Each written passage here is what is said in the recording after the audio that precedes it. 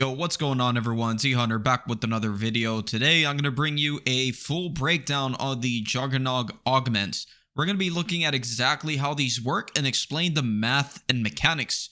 This is an in-depth guide. So starting off with the first one, pretty straightforward. Probiotic will increase max health with Juggernog. So instead of getting 250 HP, you will now have 300 HP with Juggernog. Next, let's talk about the minor augment called Retaliation. This one deals bonus damage when your health is low. So I tested this, and when your health gets low enough to trigger the red screen or the heartbeat sound, I know you guys have heard that before, your weapons will now deal 50% extra damage to zombies.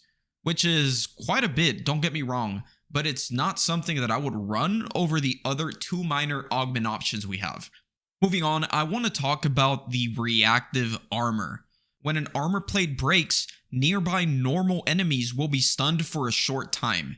Keep in mind, this will not stun the entire horde, but any zombies around you will be stunned, and the rest zombies won't be able to get to you because those zombies are in the way. So honestly, this is a really good augment to have. I prefer it over probiotic because it's very useful. If you get trapped while training, it gives you a few seconds to react and use a streak, use your field upgrade, whatever you need. Now let's talk about Turtle Shell. This one will allow armor to act as a shield on your back, like the old days. So it completely absorbs all damage from the back. That sounds wrong. However, there will be no damage mitigation when hit from the front. So what does that mean exactly? Well, pretty simple. A normal zombie in the early rounds, when they swipe you, they do 30 damage to the player. If you have level 3 armor, you only receive 11 damage because it mitigates part of that. However, if you have Turtle Shell and they hit you from the front, they're going to take the full 30 damage because your armor's not going to mitigate anything. So just for that reason, in my opinion, it's not worth it. From rounds 1 through 10, zombies do 30 damage. From rounds 11 through 30, zombies will do around 50 damage, which is a lot to get hit by from the front. So that's insane. And after round 30, it's 75 damage. So honestly, I don't think this one's worth it. They need to rework it. And also, I think there's a bug that if an elite zombie, one of those elite zombies, just grabs you, there's a chance you could insta-die with Turtle Shell. So I will not recommend it. One more thing that I noticed about Turtle Shell is that it makes the armor more durable. Even though it mitigates all the damage from the back, it actually lasts longer. It takes more hits to fully break the armor than without Turtle Shell. So that's pretty cool. Now let's move on to the last two, and I saved them for last to do a comparison because one of them will increase damage mitigation provided by armor and the other will increase the armor durability. So first, let's talk basics. Zombies deal 30 damage to the player per hit. With level 1 armor, instead of 30, you'll take 17 damage.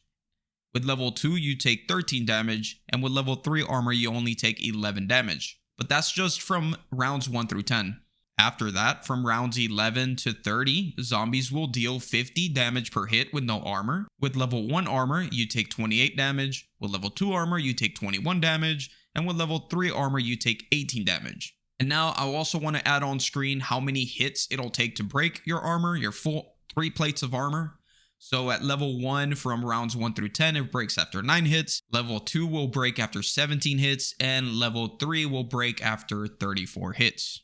Now from rounds 11 to 30, level 1 will break after 6 hits. Level 2 will break after 11 hits. And level 3 will break after 21 hits.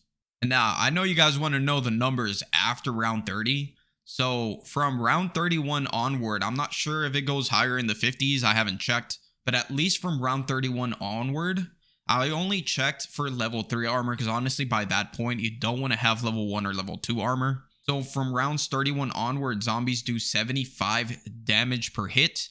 With level 3 armor, you only take 27 damage per hit. And it'll break after 14 hits. So if we want to follow the pattern and you want to check how long it's going to take to break a level 2 and level 1 armor, our pattern so far has been that level 3 doubles the durability of level 2. So essentially, level 2 armor will just break in 7 hits.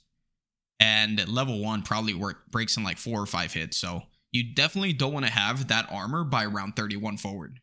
That's part of the reason why I check level 3 armor only.